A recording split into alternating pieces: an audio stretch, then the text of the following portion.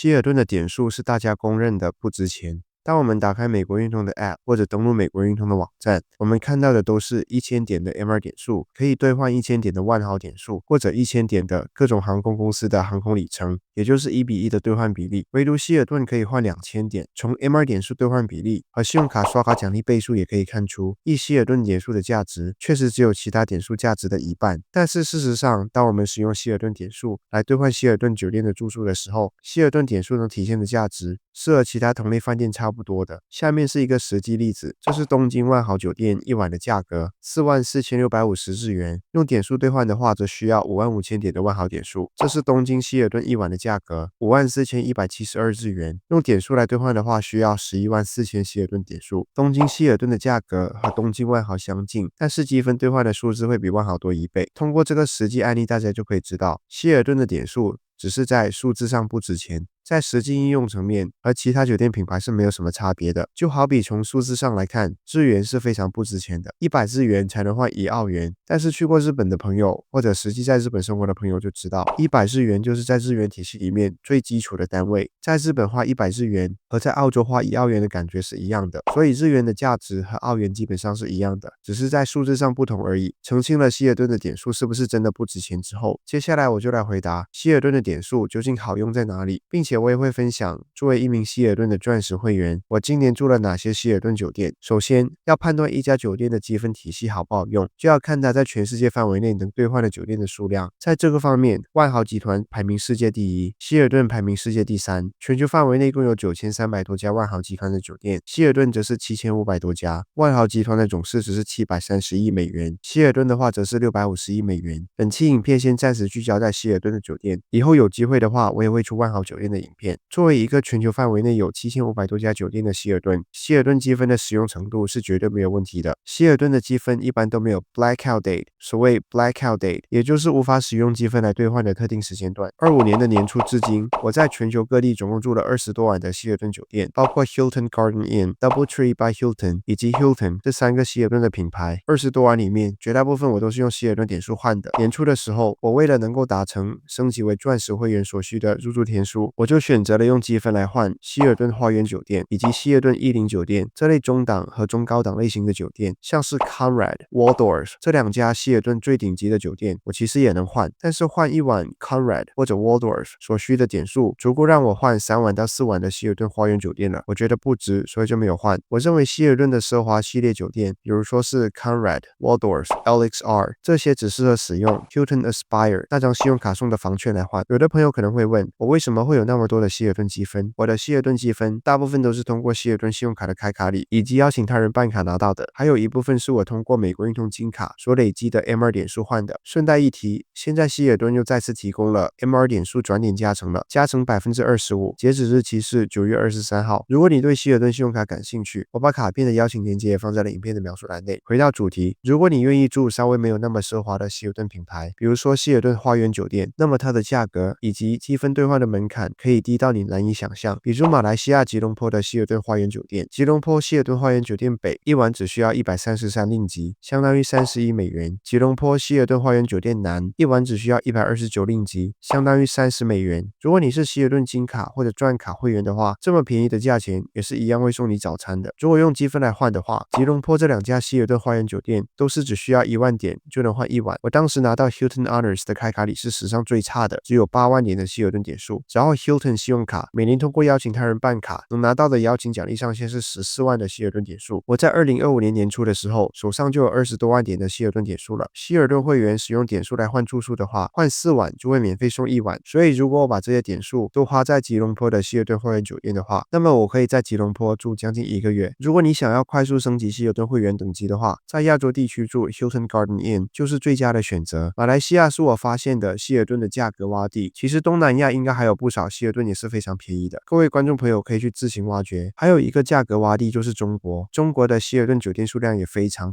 多，像是北京、上海、广州、深圳这些城市，一个城市就有数十家希尔顿酒店。中国很多城市的希尔顿花园酒店的价格以及点数兑换的门槛也是非常低的。中国的大城市 Conrad、Waldorf 一般也就1到2家， Hilton 以及 Hilton DoubleTree 各有3到4家，然后剩下的都是 Hilton Garden Inn 和 Hampton by Hilton。 Hampton 中文的话是希尔顿幻欢朋。我今年2月的时候在厦门的白鹭洲希尔顿花园酒店住了5晚，都是用点数换的，一晚只需要15000点的希尔顿积分，换4晚就送1晚，所以我花了6万点数就在这里住了5晚。我当时还是金卡会员，金卡会员是有免费早餐的，房型升级的话酒店一般都不会给。但是令我感到意外的是，这家酒店的前台的经理还是给我升级了一个房型，房间的面积很大，窗外的景色也非常好。厦门的白鹭洲希尔顿花园酒店是我住过体验最好的希尔顿花园酒店，去厦门旅游或者出差的朋友可以考虑这家酒店。接着我就去了上海，也是住了5晚的希尔顿花园酒店，酒店的全名是朝阳希尔顿花园酒店，当时一晚也只是需要1万多点。上海作为中国的第1城，我很难想象还有这么便宜的希尔顿酒店。重庆的希尔顿也是非常便宜，重庆希尔顿不是花园也不是逸林，一晚也只是需要400多人民币，积分的话14000多就可以换1晚。我知道重庆希尔顿酒店有点老旧，所以我当时没有住这里，我住的是硬件设施新很多的重庆希尔顿逸林，一晚也只是需要1万多点的积分。再比如佛山的希尔顿也是非常便宜，一晚只需要400多人民币，但是住宿的体验就比较一般，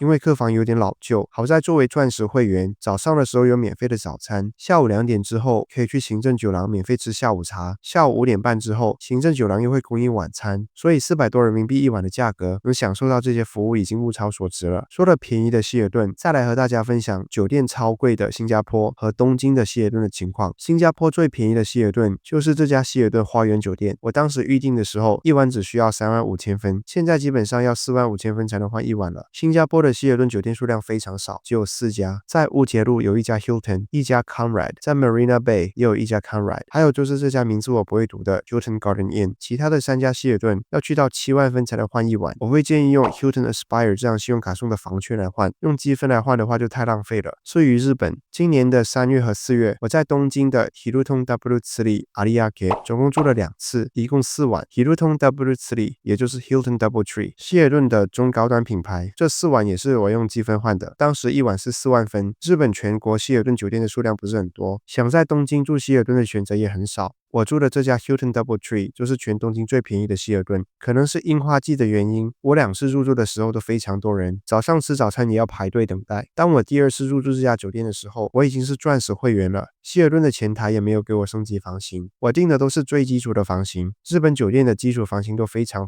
小，放一张床之后就几乎没有任何多余的空间了。虽然如此，住宿的体验还是非常不错的。办理入住的时候，酒店大堂的经理会主动磨一杯咖啡给我们，然后酒店的楼下就是一家便利店，不是希尔顿金卡或者钻卡会员的房客就可以在楼下的便利店买早餐。交通的话不必多说，东京的公共交通是世界上最发达的，这家酒店的楼下只需要步行2分钟就有2个电车站，一个是 Yurikamo 的 Ariake Eki 白河欧线的有名站，另一条电车线是 Rinkai-sen Kokusai Tenjijo 临海线的国际会展中心站。从酒店坐电车去银座的话也只是需要30分钟，去台场的自由女神像也只是需要10分钟，我当时是走路去台场的，也只是需要30分钟，所以4万分就能在酒店这么贵的东京住上希尔顿，我觉得已经物超所值了。下次各位去东京的时候，预算有限的话就可以考虑住这一家酒店。说了那么多希尔顿的优点，也必须要提一下缺点。首先就是希尔顿在北美的口碑不怎么样，虽然我没有住过美国或者加拿大的希尔顿，但是北美希尔顿酒店的设施老旧，食物品质差，高阶会员不送早餐，钻石会员就是普通会员，这种情况我早有耳闻。我对希尔顿的高评价恐怕只适用于亚洲地区。其次就是希尔顿的积分也在不断贬值，比如我今年3月和4月住的 Hilton W 次里亚利亚克，也就是东京有名希尔顿10酒店，当时是4万点就能换一晚，才过了半年的时间，积分已经上调到了45000点才能换一晚。但是如果你累积希尔顿积分的速度够快，那么问题就不大。以上就是本期影片的全部内容，感谢观看。